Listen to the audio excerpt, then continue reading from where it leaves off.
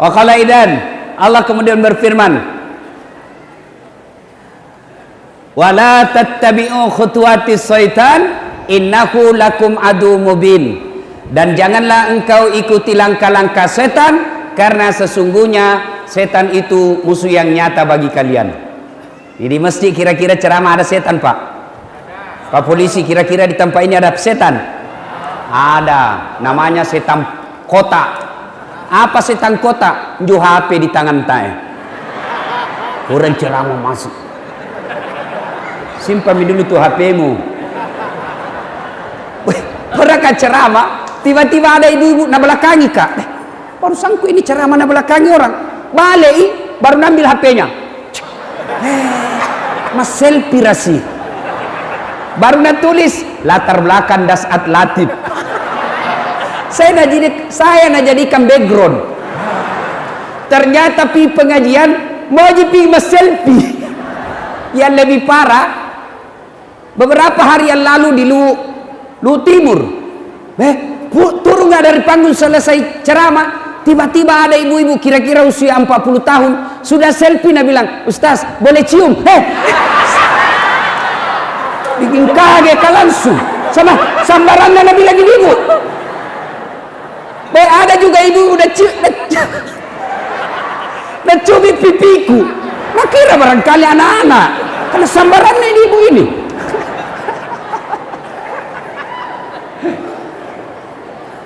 Ayo simpan dulu HP-nya, Pak, kita dengar dulu ceramah. Wa qala idan, Allah kemudian berfirman, bismillahirrahmanirrahim, innallaha wa malaikatahu yusalluna ala nabi ya ayyuhalladzina amanu sallu alaihi wa sallimu taslima. Sesungguhnya Allah dan para malaikatnya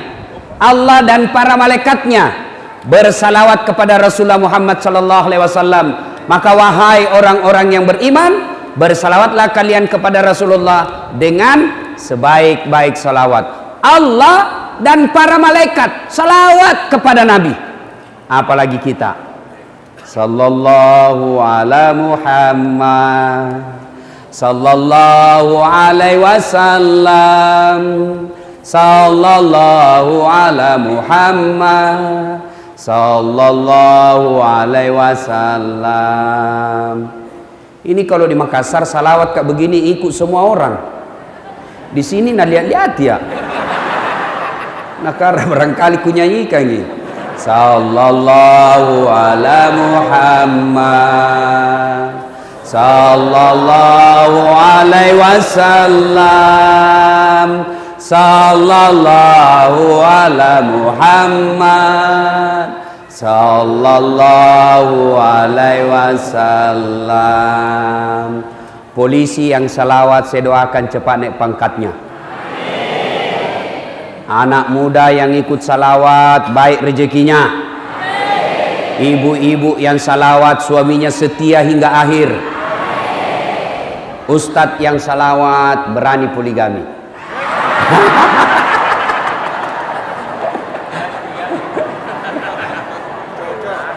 Ibu bapak, saudara-saudara sekalian, teristimewa yang kita hormati Bapak Kapolres Luwu Utara, Ajun Komisaris Besar Polisi Boy Samola, yang insya Allah dimuliakan dan dirahmati oleh Allah.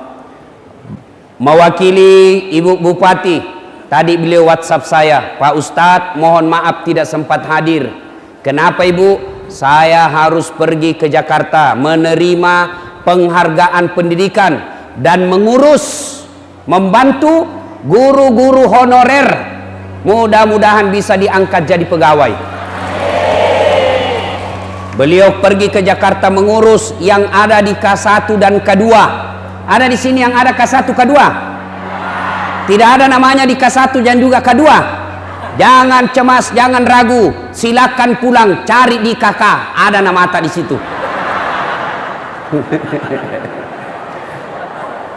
Ibu bapak, saudara-saudara sekalian, nah kita dengar ceramah dulu. Alhamdulillah Ramadan sudah selesai. Banyak amal pasti kita kumpul waktu Ramadan. Siang puasa, malam taraweh, subuh, dini hari, tahajud. Subuh, jamaah di masjid. Selesai jamaah, dia ikut ceramah. Selesai dengan ceramah, dia pergi ke kantor cari nafkah. Di kantor dia tadarus. Akhir Ramadan dia bayar zakat. Masya Allah, banyak sekali amalnya. Seiring dengan ini, Rasulullah sallallahu alaihi wasallam menginformasikan kabar gembira. Man shoma ramadana imanan wa ihtisaban ghufira lahu ma taqaddama min zambihi. Nigi nasa mapuasangi ramalan. Siapa-siapa yang berpuasa di bulan suci Ramadan, siapa saja. Apakah itu Satpol PP, polisi setengah, atau tentara, atau polisi, ada pegawai honor, atau ustadz, atau pengusaha, siapa saja yang berpuasa di bulan suci Ramadan, diampuni dosanya yang telah lalu dan yang akan datang. Subhanallah, baru puasa, banyak amalnya orang di bulan Ramadan. Tapi perlu kita tahu, apakah setelah bulan suci Ramadan selesai, setelah bulan suci Ramadan kita tinggalkan, amal-amal ini selamat, amal-amal yang kita kumpul ini aman? Tentu tidak. Pak Makadena Bitta, pelihara amalakmu, jaga amalakmu, pasti pulung amalakmu. Sudah itu jagai, jangan sampai hancur amalmu gara-gara sifatmu sendiri. Sehingga puasa, tahajud, taraweh, tadarus, zakat, iktikaf, ngaji, yang ngadap kepada Allah di padang mahsyar. Ya Allah, mana pahalaku 30 tahun saya puasa? Mana pahalaku saya tahajud 30 malam berturut-turut? Mana pahalaku ya Allah? Allah berfirman, memang banyak amalmu dulu.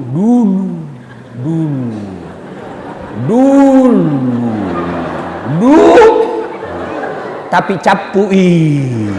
Habis. Gara-gara apa? Kamu hancurkan karena sifatmu yang jahat. Jadi amal tak yang kita kumpul, berjamaah, tadarus, ngaji, iktikaf, habis gara-gara apa? Ada sifat yang jelek dalam diri kita. Pertanyaan, sifat apa yang menghancurkan amal kita? Nah, ini yang kita akan bahas. Sifat penghancur amal. Nah, rusak amal tak? Ada tukang kebun di sini? Ada penjual kayu? Ada. Itu waktuku dulu kecil di kampung, kalau pergi ambil kayu menyeberang sungai, itu kayu kalau kering, ranting-ranting, kena api, tidak ada sisa. Habis semua kayu ranting-ranting gara-gara api. Begitu juga amal. Kalau ada sifat ini, nak makan semua amal tak. Ibarat kayu kering dengan api, tidak ada dia sisa. Nah, mana itu sifat perbuatan menghancur amal? Rasulullah bersabda, sittatu asyain tuhbitul amal. Ada 6 sifat yang menghancurkan amal-amal kebaikanmu. Mari kita simak satu demi satu dengan harapan tidak ada di antara kita begitu. Satu, kata Nabi, yang menghancurkan amalmu, dia makan amalmu, al-istighalu bi uyubil khalq. Apa itu? Suka sekali cari jeleknya orang, nah lupa jeleknya dirinya sendiri. Nah, ini kalau pilkades ini banyak begini. Pacarita salah. Itu yang di belakang ini. Pergi pengajian, macurita gitu, sambil nunggu ustad, macarita semua orang na lewat na lihat na komentari. Tidak gina cerita mulutnya, tapi matanya mulai masuk masjid orang na lihat-liakin. Duduk orang apa? Tidak ada cerita orang, tapi matanya apa? Lipstick na palsu. Kenapa kau tahu? Melengkek di giginya. Ayo, semua orang mau urus, biar ustadz juga nak celah, ustadz juga dia maki-maki. Apa itu ustadz? Cerita-cerita neraka saja. Janganlah kau panggil itu ustadz. Itu ji bajunya kemari waktu na di TV One. Urusanku, khusus kau. Ada pecala-cala di sini? Ada? Tidak ada? Dede motor lolos. Hati-hati. Dekat pilpres, dekat pilcaleg, dekat pilkadas, cocok nih, pilkades. Hati-hati, banyak yang menyebarkan fitnah. Hati-hati menggunakan medsos. Jangan mau dibodoh-bodohi. Jangan sampai kita sebar berita bohong. Kita fitnah orang, dia marah, lapor polisi, orang jadi kepala desa, kau masuk penjara. Dongo. Bego.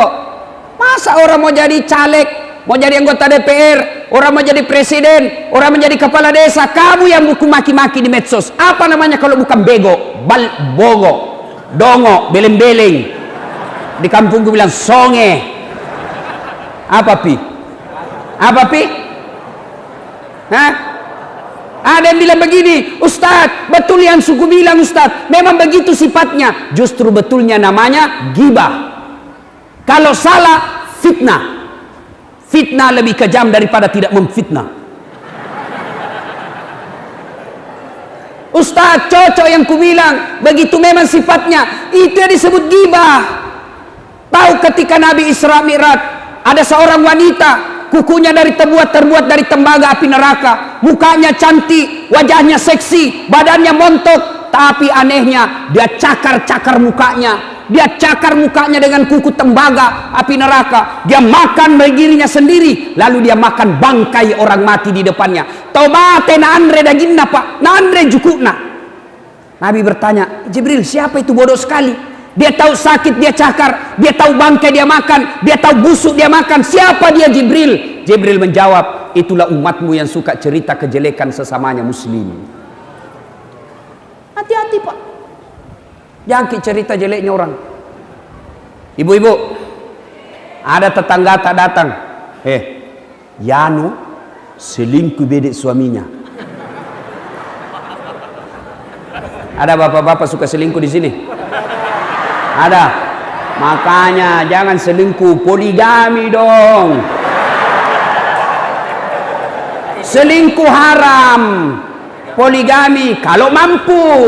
Kalau tidak mampu kok jangan kau coba-coba. Apalagi pun malak kau di benenu. Bagaimana mau kau poligami? Istrimu saja nonton kalau pegang remote tidak bisa mau macam-macam. Apalagi polisi. Wabillahi taufiq wal hidayah. Tidak ada polisi pak yang tidak takut sama istrinya. Lihat maki, kenapa itu polisi pada takut sama istrinya? Masalahnya istrinya pergi lapor sama istrinya komandan. Sama-sama istri deh. Komandan bisa diajak diskusi, tapi istrinya komandan tidak bisa diajak diskusi pak. Dari bilang orang, berarti Ustaz tidak takut sama istrinya. Aku bilang, kenapa saya mau takut sama istriku? Cuma istriku lebih berani dari saya. Ayo, jangan cerita kejelekan orang. Tiba-tiba ada tetangga tak datang bawa gosip. Ibu Haji, Yanu selingkuh bedek. Maka orang yang baik imannya, dia akan berkata, na'udzubillah min zalik. Kita berlindung kepada Allah dari keburukan seperti itu. Belum tentu suami tak tahu lebih baik dari dia. Itu yang baik. Yanu bedek, na'udzubillah min zalik. Jangan kau cerita dia, belum tentu kita lebih baik dari dia. Yanu bedek, jangan kau urus urusannya orang, urus dirimu masing-masing. Inilah orang yang berhasil puasanya. Tapi yang banyak kulihat Yanu bedek, iyo begitu memang itu nah. Enggak nak tahu. Suka sekali codo. Ini. Mana te urusan na urus tong. Kalau suka ki codo-codo bukan urusan tak, nanti hidup tak seperti toge. Tahu toge? Pak polisi lihat beda itu toge. Ikut campur itu, bikin ki soto Banjar ada. Gado-gado ada. Pecel, tahu isi selalu ada. Karena dia suka ikut campur, maka Allah takdirkan semua bengkok. Lihat itu toge bengkok semua itu. Makanya kalau ada orang proses pilkades suka cerita jeleknya lawannya, bilang kau saja, calon kepala desa toge nih. Jangan cerita. Bapak demi Allah, ada calon legislatif, ada calon tim sukses presiden, calon kepala desa, suka cerita jeleknya orang, demi Allah jangan pilih karena dia orang batil. Yang baik itu apa misimu? Apa yang kau melakukan? Jangan cerita, ya nu begini, ya nu begini, ya nu begini. Adakah orang tidak ada baik jeleknya? Ada kira-kira di antara kita yang tidak punya kekurangan? Semua kita punya kekurangan. Maka yang baik, lebih baik perbaiki diri kita. Jangan urus urusannya orang. Jelas? Jelas nih? Orang yang suka cerita kejelekan dalam Al-Quran dijelaskan, ayuhibbu ahadukum, sukakah kamu memakan bangkai sesamamu manusia? Satu, berhenti cerita kejelekan orang. Suatu ketika Umar bin Khattab datang melapor kepada Nabi, ya Rasulullah, ada anak muda tetanggaku, baik sekali agamanya, kira-kira kalau sekarang remaja masjid, bagus ibadahnya, tapi dia mau menikah. Alhamdulillah kata Nabi, dapat jodoh. Tapi masalahnya ini perempuan mau nikahi mantan PSK, pesina dulu, dan tidak tahu ini kasihan laki-laki siapa calon istrinya. Apa saya harus kasih tahu? Dengar jawaban Nabi, Umar, kenapa tonsing kau yang sibuk? Kau tahu enggak kenapa itu laki-laki tidak tahu aibnya ini perempuan? Kau tahu enggak kenapa ini laki-laki tidak tahu informasi soal kejelekannya ini calon istrinya? Siapa kira-kira yang tutup rapat? Siapa yang rahasiakan? Allah Subhanahu wa ta'ala. Kenapa tonseng kau mau yang ungkap? Nah, di al-istighalu bi uyubil khalqi, suka sekali cerita kejelekan orang. Ini biasa orang cerita kejelekan orang, Pak, tidak di warkop, tidak lagi di balai-balai, dek nana ko pangka-pangkae, dek nana ko pasae, dek nana ko warunge, ko kega pale cerita salah tahu WhatsApp, broadcast, kirim. Hati-hati, jangan sampai gara-gara bapak bernafsu kirim berita tidak benar, orang tersinggung, lapor, namanya hoax. Tahu jaki hoax? Berita bohong. Orang yang suka cerita-cerita kebohongan, orang yang suka sebarkan kebohongan, nanti kalaupun baik agamanya, kalau bagus puasanya, bagus sedekahnya, bagus jamaahnya, tapi dia suka cerita-cerita kejelekan orang, bahkan dia sebar berita kebohongan, nanti di akhirat juga masuk surga, tapi surganya hoax. Surga bale-bale nama Suki. Hati-hati. Jangan cerita kejelekan orang. Berhentilah. Lebih baik kita sibuk mencari aib dan kekurangan kita. Pepatah dulu mengatakan, semut seberang lautan tampak olehnya, sementara gajah di peluk matanya tidak terlihat. Ini kan banyak begitu. Sendiri banyak jeleknya, dia sendiri banyak kekurangannya, malah kekurangan orang lain yang diurusi. Satu, yang menghancurkan amal kebaikan kita, al-istighalu bi uyubil khalqi, suka cerita kejelekan orang, dia lupa kejelekan dirinya sendiri. Dua, yang akan menghancurkan amal kebaikan kita, apalagi qillatul haya, kurang siri, kurang rasa malu. Kata Nabi, orang yang bertakwa itu pakaiannya rasa malu. Puasa, saya tanya dulu, adik-adik, ini adik-adik nih yang kecuping-kecuping, itu anak-anak sekolah, apa tujuannya puasa? Dalam Al-Quran surah Al-Baqarah, apa tujuannya puasa deh? Ini anak SMA, apa tujuannya? Jawab, apa? Supaya cerdas. Apa? Supaya bisa berenang. Tidak ada hubungannya. Apa? Mana yang jawab? Jawab. Bukan, ini anak sekolah. Apa tujuannya? Sini kok. Sini jawabnya. Sini. Cepat. Ya. Sini. Ya. Siapa anak ini? Siapa anak? Apa tujuannya orang puasa, Dek? Apa ayatnya? Ya ayyuhalladzina amanu kutiba alaikumuz syiyam kama kutiba alal ladzina min qablikum la'allakum tattaqun. Terjemahannya Wahai orang-orang yang beriman, diwajibkanlah atas kamu berpuasa sebagaimana atas orang-orang sebelum kamu agar kamu bertakwa. Wow, dapat kau hadiah. Mah. Ini. Nyama kau malu-malu. Nah. Hei, lentong ituannya kalau ustaz dengan uang Kapolres nah, lain bos. Lain kipas-kipasnya. Nih. Nah, tujuan orang puasa adalah takwa. Sementara takwa itu kata Nabi, pakaiannya orang takwa itu adalah rasa malu. Ya kau angkat maka dari takwa. Dia mengaku dirinya bertakwa kepada Allah, tapi makura siri, kurang malu, maka sesungguhnya takwanya hanya bohong. Coba lihat rasa malu sekarang Pak. Rasa malu. Jadi pejabat sudah tidak malu korupsi. Jadi polisi sudah tidak malu minta uang anak SMA. Bukan di sini, bukan. Ada pernah kuliah, Pak, ada pernah kuliah. Kasar. Dikejar, ini anak sekolah, buru-buru mau ujian. Wah, dikejar sama polisi lalu lintas. Dapat. Langsung tarik itu kunci. Ini salah ini, masa langsung tarik kunci? Sudah itu, kamu melanggar. Kau tidak lihat itu rambu-rambu? Saya lihat Pak. Kenapa kau langgar? Saya tidak lihat Bapak.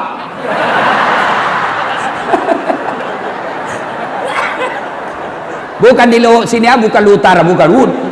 Polisi India.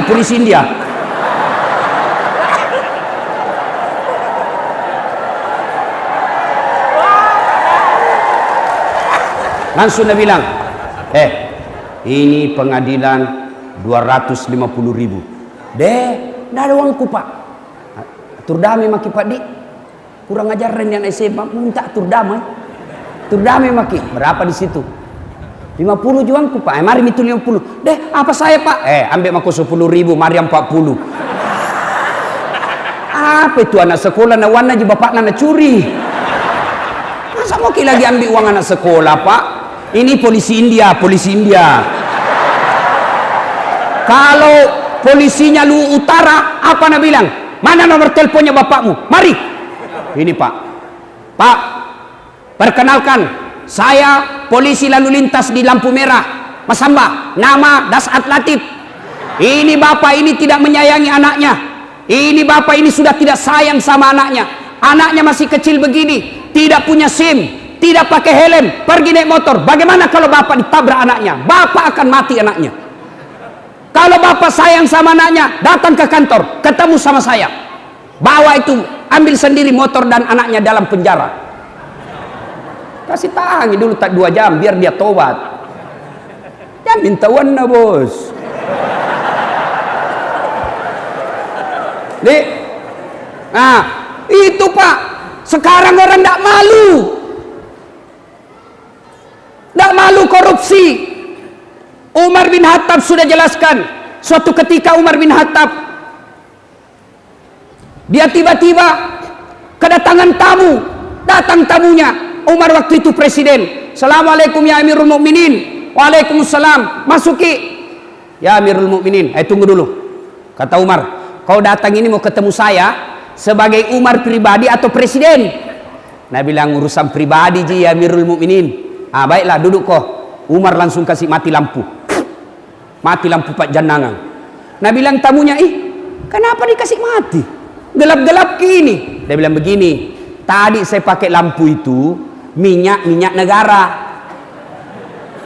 Saya pakai lampu karena saya lagi tulis uang ini kas negara. Saya lagi bekerja dinas kayak ini. Tadi, sekarang kau cerita pribadi, tidak boleh pakai minyak uang negara. Mati. Coba. Contoh-contoh ini kepala dinas. Iya. Contoh-contoh Pak Camat. Jangan pakai itu pelat merah pergi bawa undangan lah kuras siri. Malu dong. Sudah digaji sama negara, sudah dikasih mobil dinas, dibayarkan bensinnya, dikasih pengamanan Satpol PP, ngurus negara tidak tahu. Malu dong. Sudah sekolah tinggi-tinggi, masa ngurus KTP-nya masyarakat lama? Ini namanya punya rasa malu. Malu dong mau calon kepala desa kalau tidak tahu mengurus rakyat. Motongi jadi kepala desa baru beleng-beleng. Malu dong. Ayo cewek, malu dong keluar kelihatan pahamu. Mari jangan kau siksa kasihan.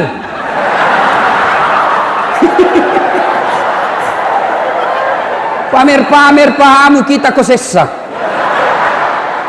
Terutama itu kodong polisi yang di pinggir jalan. Wah, paling banyak penderitaan matanya itu kasih.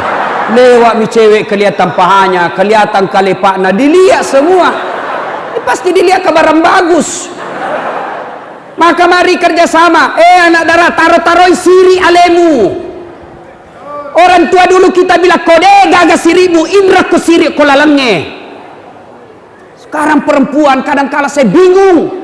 Lebih mahal paha ayam di kampung daripada paha cewek. Coba lihat orang dulu Pak.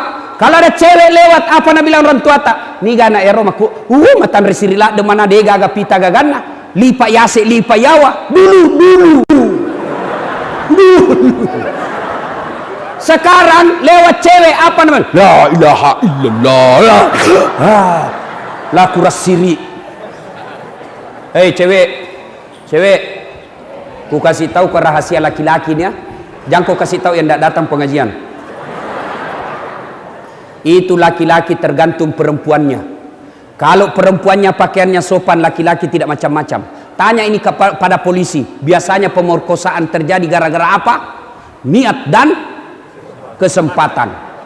Waspadalah. Tanya itu polisi. Tadinya ini orang tidak mau macam-macam, tapi karena ada kesempatan. Kesempatannya apa? Ceweknya pakaian lebih hina daripada. Coba kalau dia pakai jilbab lewat itu cewek. Lewat cewek, dia pakai jilbab, matan resiri, malu, jalannya saja sopan, jalannya santun, jalannya melebih. Laki-laki tidak akan ganggu. Paling pun kalau diganggu paling dia bilang, Assalamualaikum. Bau surga dek. Paling itu. Tapi kalau lewat cewek kelihatan dadanya, kelihatan pahanya, kelihatan keteknya. Lewat, nah bilang cowok, cewek jungkir balik dong. Kalau cewek masih bagus ji. Ada tong orang tua kuliah. Dede. Tua kajili-jili. Momi 50 umurnya masih tongi pakai sama anak SMA. Ini jabe. Saya tanya ibu, kenapa pakai begitu? Nah momi ada cucu tak? Apa nak bilang? Momi dia apa Ustaz, waktu tak dulu gadis tahun 70 tidak ada baju begini. Baru ada pakai, baru Tommy ada wan tak beli. Dede, gantolle. Tahu gantolle? Gabungan tua-tua lale.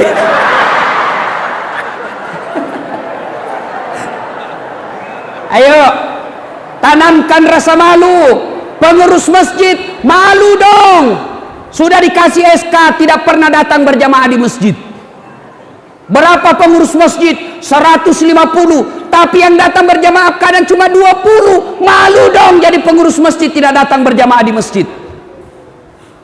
Kenapa biasa orang malas pergi berjamaah di masjid? Salah satu juga sebabnya manajemen masjid tidak bagus.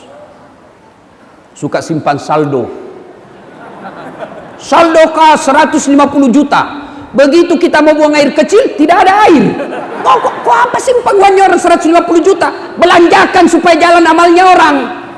Masih baik kalau kencing, kalau itu air besar.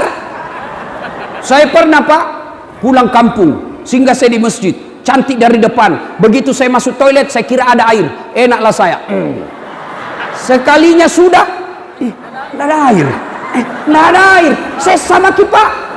Kalau kencing di kandate saja selesai.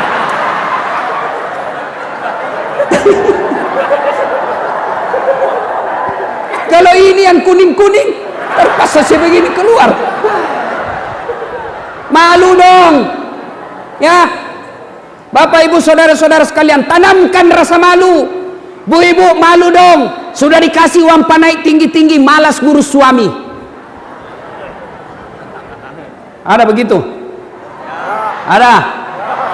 Tidak mau suaminya jalan sana sini, baru dia di rumah rantasa, makutu, malas mandi, daster 3 hari saja nak pakai terus, pinggir sebelah, kelihatan tali BH, pulang suami dia bilang la ilaha illallah. Kasihan, setengah mati ku carikan kau uang, belikan kau baju nasangin daster saja lu pakai. Kasih baik-baik saya itu ya, kelihatan semua tali BH-mu. Apa nak bilang? Jangan lihat BH-nya, yang penting rasanya mu.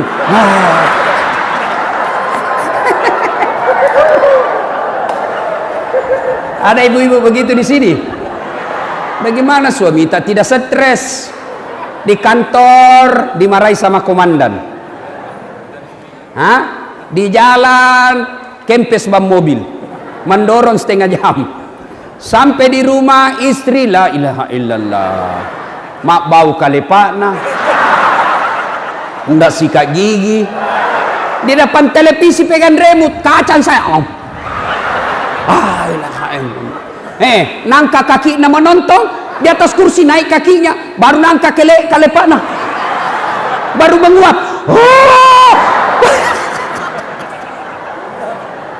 Malu dong jadi istri seperti itu. Ya, kalau kita merasa beriman kepada Allah, mau memelihara amal, tanamkan rasa malu. Malu dong jadi anggota DPR nyebar janji bohong. Ada anggota DPR, maka ibu kalau sudah dibohongi jangan pilih lagi. Nah, kasih kisah betul ibu, jangan pilih bu. Bisa, jangan pilih. Bisa. Dikasih 200.000 goyang kayak saya biasa heran, gajinya sudah dikasih mahal-mahal, dikasih kendaraan dinas, masa ada kasusnya masyarakat tidak bisa kita bantu? Malu dong ya. Tanamkan rasa malu ya. Kode gagas sirita pak, ndak itu. Kita lebih hina dari binatang kalau kita tidak punya rasa malu. Nah, yang kedua, yang ketiga, yang akan menghancurkan amal kebaikan kita. Yang ketiga, satu kita ulang tadi supaya kita tidak lupa. Al-istighalu bi uyubil khalqi. Suka sekali cerita jeleknya orang dan lupa kejelekan dirinya. Gosip, fitnah, ghibah. Yang kedua, qillatul haya, kurang rasa malu. Dan yang ketiga, kaswatul qalbi, maka doati, kak doro, tidak mempan nasihat. Mana ciri-cirinya ini Ustaz? Selesai dengar ceramah, Pak Boy, Pak Kapolres, Jamaki lagi panggil itu Ustaz Dasat. Bagus ceramahnya. Tidak baik ceramahnya itu Pak. Bagus, orang senang semua. Jangan lagi panggil Pak. Masa namna bahas saya terus nak kena. Itu kadoro itu. Nah, ada juga itu di kantor misalnya, dinasehati, dikasih tahu, apa dia bilang? Nigato iko, siapa kamu? Saya lebih dulu makan garam dari kamu. Apa hubungannya garam dengan kebenaran? Banyak tuh ceritamu nak kuliah itu di sunnah dulu, tidak ada hubungannya. Keras hati tidak mempan nasihat, dinasehati, didakwai, apa dia bilang? Tantenton janjenjong, tangi tamulat tangi taku, jame jamamu jame jamaku, wita topi na witai. Wita to tu la cilaka.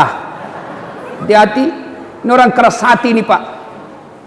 Semestinya orang yang baik hatinya, menurut Al-Quran, innamal mu'minuna alladzina isa sukirallah wajilat qulubuhum wa iza tuliyat alaihim ayatuhum sadathum imanan wa ala rabbihim yatawakkalun ila akhiril ayat.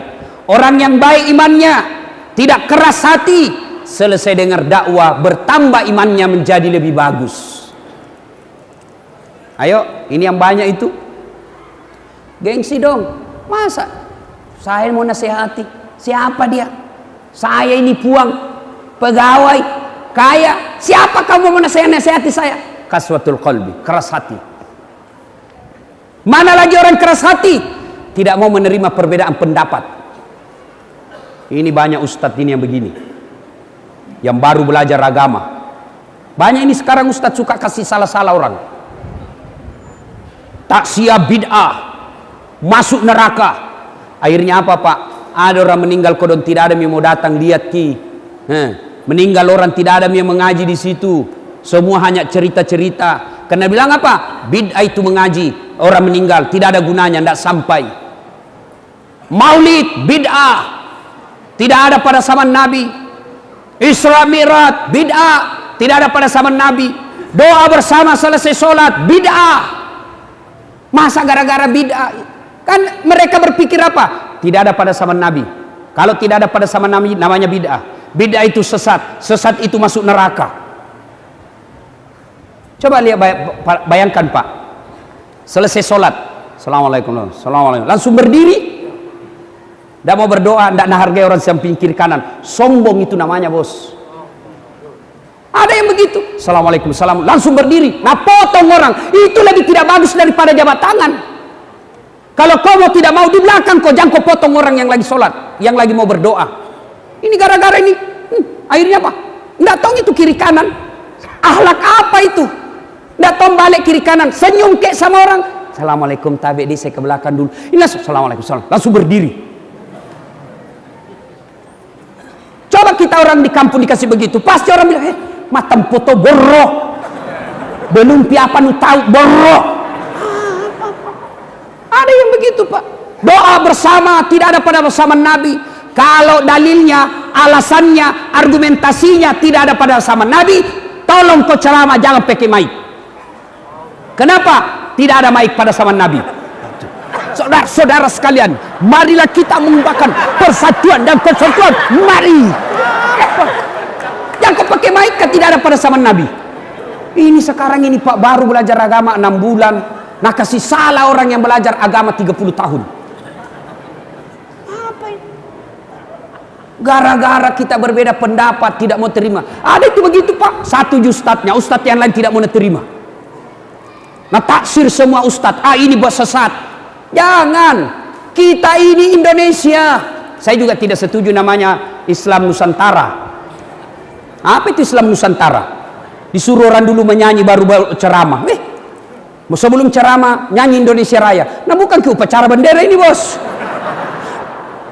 Indonesia tanah airku, assalamualaikum warahmatullahi wabarakatuh. Lentong Indonesia Raya, lentong ceramah. Ya, adik-adik yang baru belajar agama, baru mau belajar, silakan belajar di YouTube. Tapi kalau ada perbedaan pendapat, jangan salahkan pendapatnya orang. Selalu saya contohkan. Coba kunut dari dulu gitu kunut Pak. Ada yang kunut, ada yang tidak. Yang kasih kita bertengkar, yang kunut, nah kasih salah yang tidak kunut. Yang tidak kunut, nah kasih sesat yang kunut. Bertengkar maki itu. Takbir, coba lihat takbir Pak. Takbir saja itu Allahu Akbar, sejajar dengan bahu, dia begini. Allahu Akbar. Ada juga yang begini, Allahu Akbar, sejajar dengan bahu dari depan. Semua cocok. Ada juga kuliah begini saja, Allahu Akbar. Ada juga. Silahkan, silahkan, yang penting jangan kau kasih salah orang. Ada juga yang kuliah begini, Allah.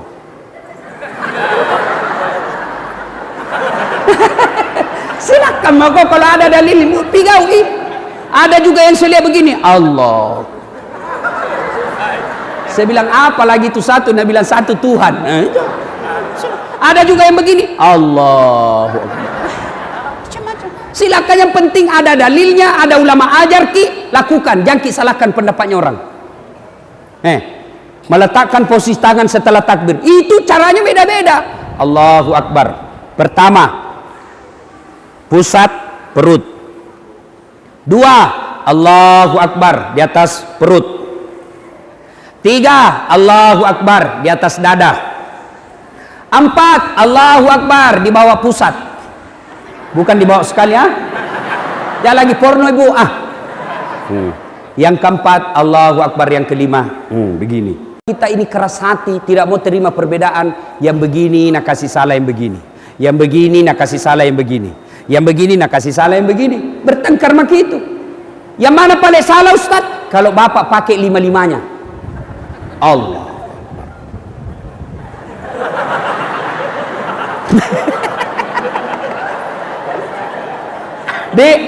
Tiga, qaswatul qalbi, keras hati. Yang keempat, yang akan menghancurkan amal ibadah kita. Apa itu Ustaz? Hubbud dunia. Terlalu cinta dunia. Cinta dunia boleh, yang mana dilarang? Terlalu. Nah bilang Bung Roma, terlalu.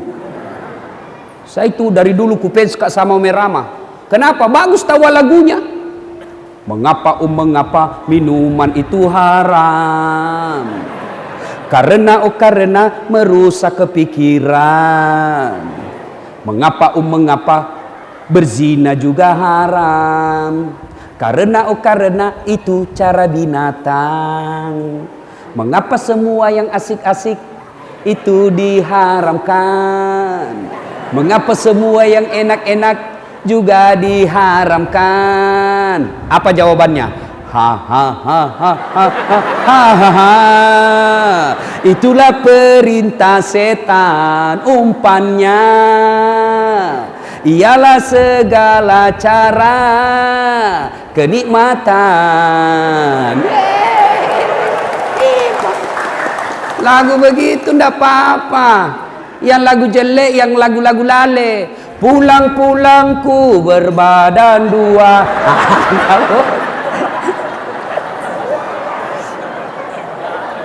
Ayo, mana yang dilarang agama? Terlalu cinta dunia. Mana yang dimaksud terlalu cinta dunia? Dia tidak sabar mengikuti proses. Mestinya tahun depan naik pangkat, dia tidak sabar, kejar terus pangkat. Akhirnya apa? Cari muka sogok kiri kanan. Cinta dunia. Dia jelek-jelekkan temannya.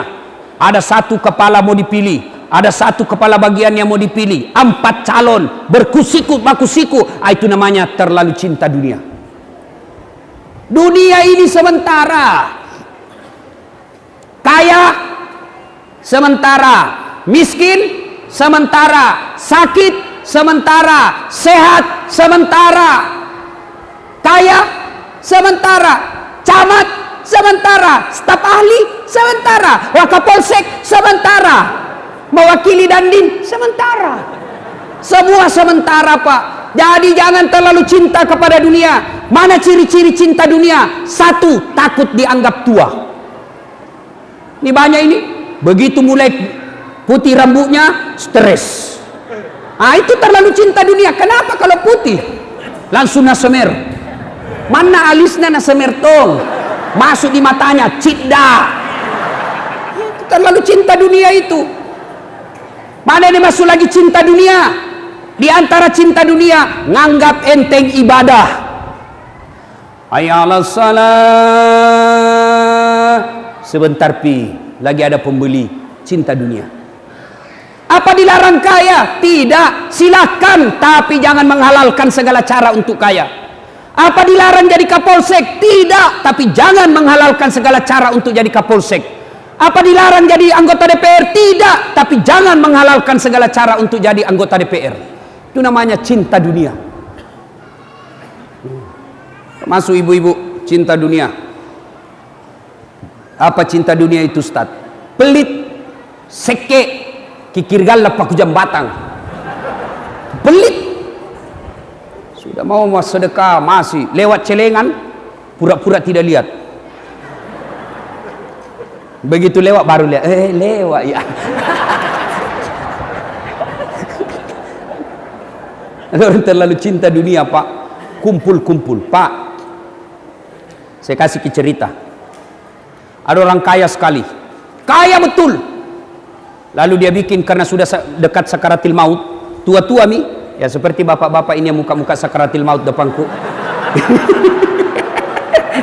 Ini bapak yang sudah pensiun, putih-putih rambut, muka sakaratil maut begitu Pak. Dia bikin sayembara. Dia panggil anaknya, "Nak, kalau kau mau temani ke 40 hari setelah saya mati, dikubur dibikinkan ke ruangan di samping kubur, saya kasih kau 50% kekayaanku. Nah bilang anaknya, deh, tidak mau ja. Apa masuk di kubur buka waktunya. Sedihlah dia. Dia panggil istrinya, Bu, kalau kau mau temani kak di kubur, ambil hartaku 50%. 40 hari saja saya minta. Apa Nabi bilang istrinya?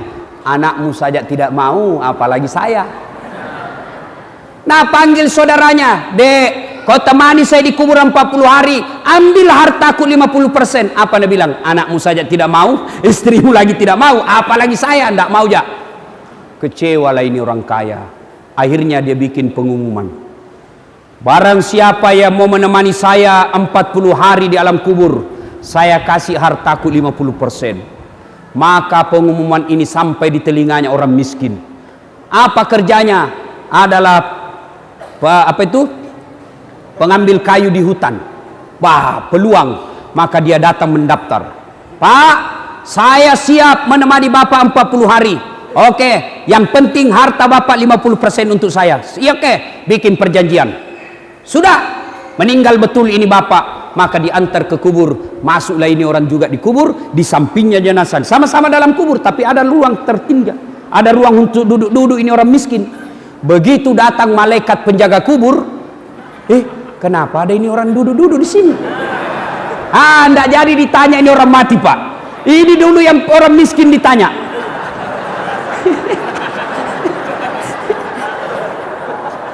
Nabi bilang, kenapa kau ada di sini? Nabi bilang, ada perjanjianku sama ini orang kaya.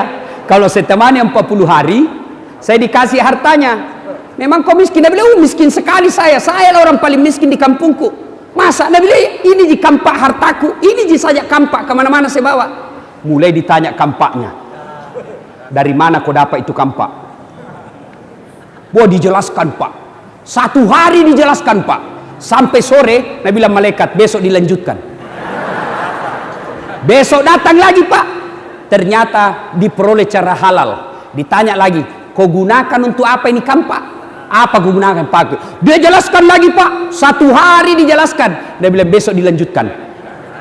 Datang hari ketiga, siapa yang beli itu kayumu? Dijelaskan lagi, ternyata bagusnya juga.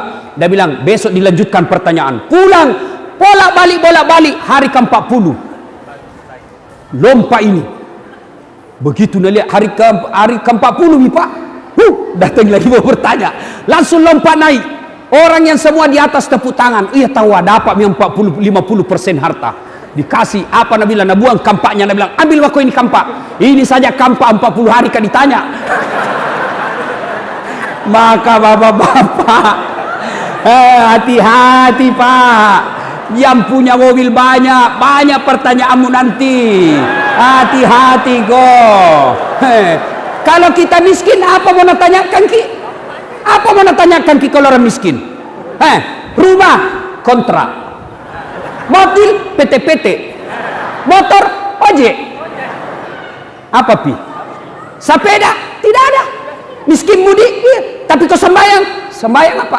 Tuhan, sembahyang saya 5 waktu, lengkap. Sunnah-sunnah tengah malam kadangkala. Senin Kamis juga kadangkala saya lapar maka saya puasa.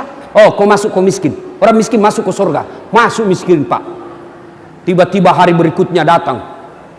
Dia bilang, wih, ini yang tadi orang miskin kah? Nah lihat tetanggana, ini yang banyak mobilnya ini. Masih sama kok. Dia intip-intip Pak. Mau dia tahu apa-apa pertanyaannya.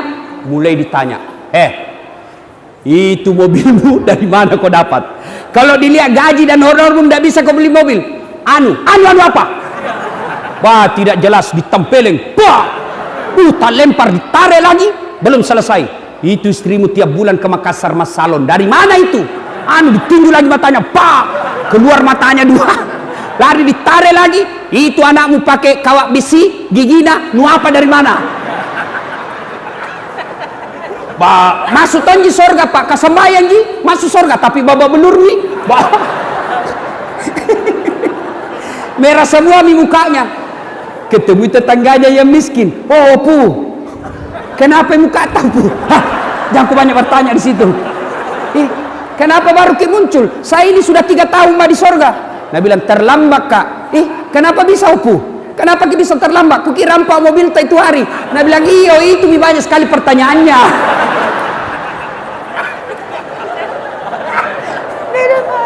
Hati-hati Pak. Ya, kira enak jadi orang kaya, banyak pertanyaan Pak. Ya.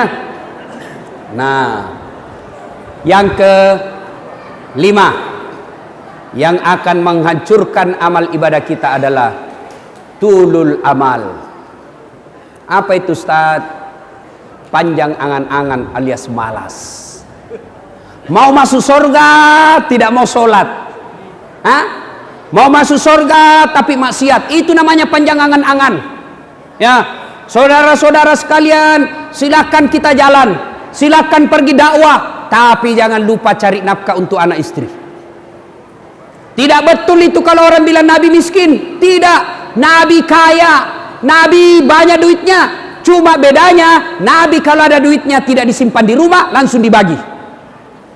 Nabi itu Pak, pengusaha sukses waktu muda. Melamar Khadijah itu berapa dia sumbangkan uang maharnya? Ada yang tahu? Ada yang tahu berapa onta dia sumbangkan?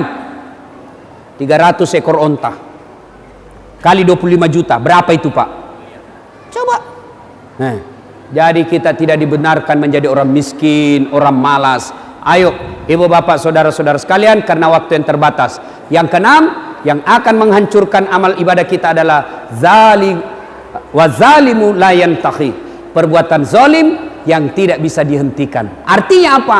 Dia sholat, dia juga maksiat. Dia puasa Senin Kamis tapi dia juga korupsi.